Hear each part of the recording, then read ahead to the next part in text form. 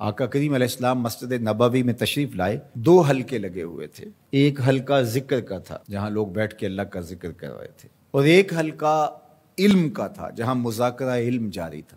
تو حضور تشریف لائے اور دونوں حلقوں کو حضور نے پسند کیا۔ ذکر کرنے والے حلقے کو بھی حضور نے پسند کیا، جو ایک گوشے میں بیٹھ کر مسجد نبوی کے کونے میں بیٹھ کے اللہ کے ذکر میں مشغول تھے، تو حضور نے اس کو بھی پسند کیا۔ لیکن جہاں مذاکرہ علم ہو رہا تھا جا کے بیٹھے حضور اس میں، تو گویا حضور نے عملی پیغام دیا کہ علم کتنی اہمیت رکھتا ہے اور علم کا مرتبہ کیا ہے۔ حدیث پاک میں آتا ہے کہ قیامت کے دن وہ طالب علم جو طلب علم میں فوت ہو گیا، پورا علم حاصل نہیں کر سکا، ابھی طالب علم ہی تھا کہ دوران تعلیم ہی فوت ہو گیا، قیامت کے دن جنت کے 100 درجے ہیں، تو جس درجے میں نبی ہوں گے اس کا اور نبیوں کا صرف ایک ہی درجے کا فرق ہوگا۔ اللہ اکبر! یہ نبیوں سے نیچے والے درجے میں، جو طالب علم کی کیفیت میں ہی، اس حالت میں ہی انتقال کر گیا۔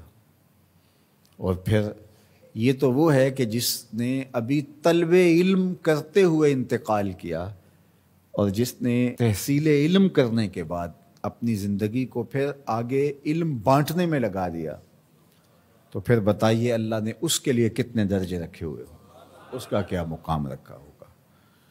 تو ہمارے دین نے ہمیں علم سیکھنے کی تلقین کی ہے۔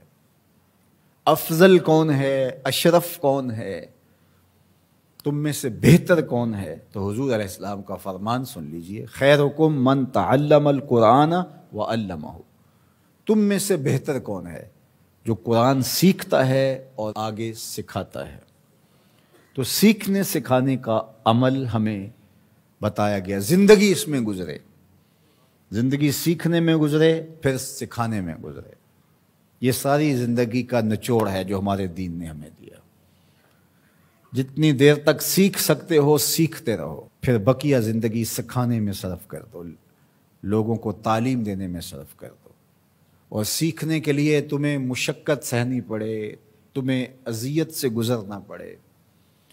حضرت امام شافعی علیہ رحمہ فرماتے ہیں کہ طلب علم میں تمہیں ذلت کا سامنا کرنا پڑے تو کر جاؤ، اذیتوں سے گزر کر کے تحصیل علم کرنا پڑے کرو۔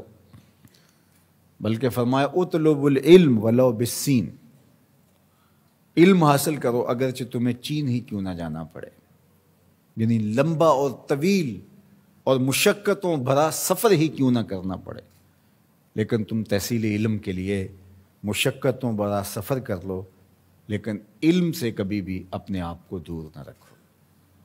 تو یہ ہمارا دین ہے جو ہمیں سکھاتا ہے۔